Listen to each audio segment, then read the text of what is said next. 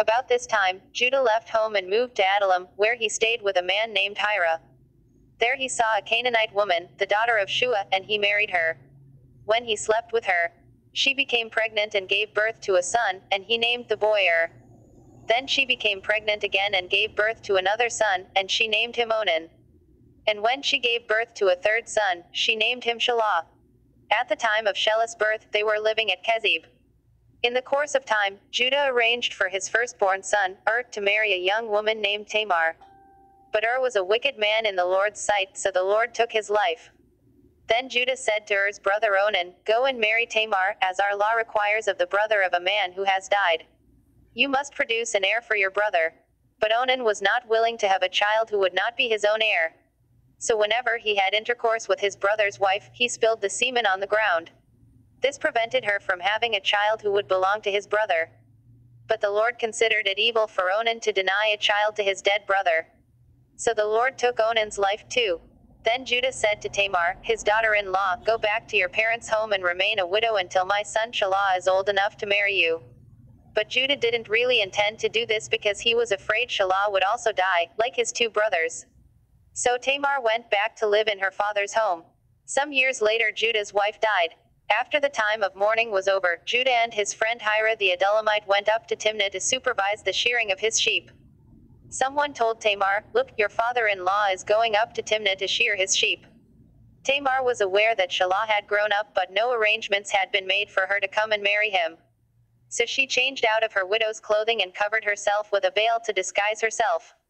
Then she sat beside the road at the entrance to the village of Onan, which is on the road to Timnah. Judah noticed her and thought she was a prostitute, since she had covered her face. So he stopped and propositioned her. "Let me have sex with you," he said, not realizing that she was his own daughter-in-law. "How much will you pay to have sex with me?" Tamar asked. "I'll send you a young goat from my flock," Judah promised. "But what will you give me to guarantee that you will send the goat?" she asked. "What kind of guarantee do you want?" He replied. She answered, "Leave me your identification seal and its cord and the walking stick you are carrying." So Judah gave them to her. Then he had intercourse with her, and she became pregnant. Afterward she went back home, took off her veil, and put on her widow's clothing as usual.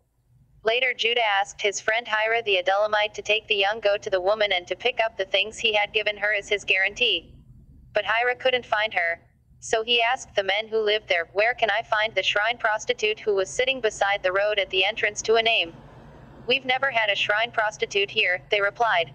So Hirah returned to Judah and told him, "I couldn't find her anywhere, and the men of the village claim they've never had a shrine prostitute there."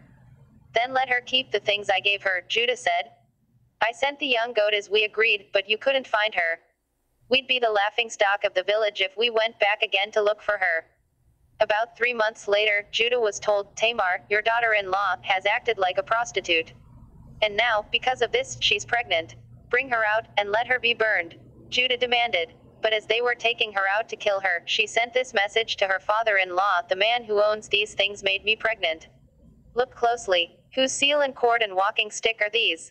Judah recognized them immediately and said, "She is more righteous than I am, because I didn't arrange for her to marry my son Shelah." And Judah never slept with Tamar again.